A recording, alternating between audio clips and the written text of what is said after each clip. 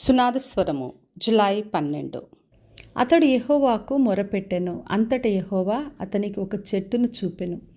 అది ఆ నీళ్లలో వేసిన తర్వాత నీళ్లు మధురములాయెను. నిర్గమకాండము 15వ అధ్యాయము 25వ వచనం.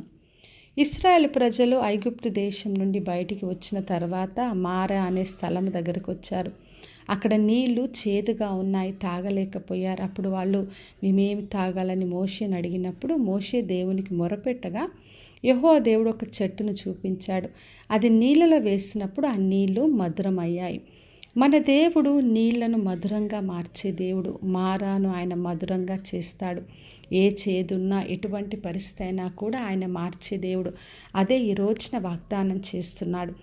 మరి రూతు గ్రంథం 1వ అధ్యాయం 20వ వచనంలో చదివినప్పుడు నయోమి ఈ మాటలు చెప్పింది. సర్వశక్తుడు నాకు చాలా దుఃఖము కలగజేసిన గనక నన్ను నయోమి అనక మారా అనుడి అని చెప్పింది. నయోమి అంటే మధురం అని అర్థం, మారా అంటే చేదు. మరి నయోమి జీవితంలో చాలా చేదు, చాలా కన్నీరు, దుఃఖం వచ్చింది. దాన్ని బట్టి ఆమె నన్ను మారా అని పిలవండి, చేదు అని పిలవండి అని చెప్తుంది. ఎప్పుడైతే నయోమి రూతు దేవుని ఆశ్రయించారో వారి యొక్క చేదు ఆ మారా అంతా మధురంగా మార్చబడింది. ఎప్పుడైతే మనము దేవుని ఆశ్రయిస్తామో ఆయన మరి ఆ చెట్టును మనకు అనుగ్రహిస్తాడు. మన జీవితంలో ఉన్న నీళ్లను, ఆ చేదును మధురంగా మారుస్తాడు. అందుకే గలతీలకు రాసిన పత్రిక 3వ అధ్యాయం 13, 14 వచనం రాయబడి ఉంది. యేసుక్రీస్తు మనందరి కొరకు శాపగ్రస్తుడుగా మార్చబడ్డాడు. ఆయన మానుపైన వేలాడి మనందరి శాపం నుండి విమోచించాడు. మరి మనకు ఆశీర్వాదం ఇవ్వడానికి కొరకు ఆయన ఈ లోకంలోకి వచ్చాడు.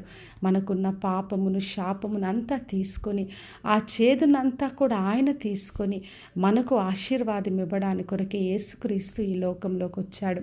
కాబట్టి నా ప్రియ సహోదరి, సహోదర, ఏ చేదైనా, ఎటువంటి పరిస్థితులైనా, ఏ అనుభవమైనా అది దేవుని చేతికి అప్పగించుదాం.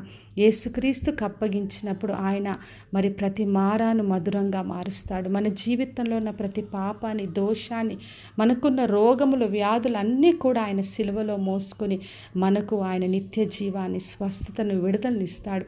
కాబట్టి విశ్వాసంతో ఆయన ఆశ్రయించినప్పుడు ప్రతి ఒక్క చేదును ఆయన మధురంగా మారుస్తాడు. ఆయనను ఆశ్రయించి ఆయన ద్వారా గొప్ప విడుదలను పొందుకుందాం. ప్రార్థన చేసుకుందాం. పరలోకమందున్న మా తండ్రి, మా దేవ, ఈరోజు ఇచ్చిన వాగ్దానం కొరకే వందనాలు.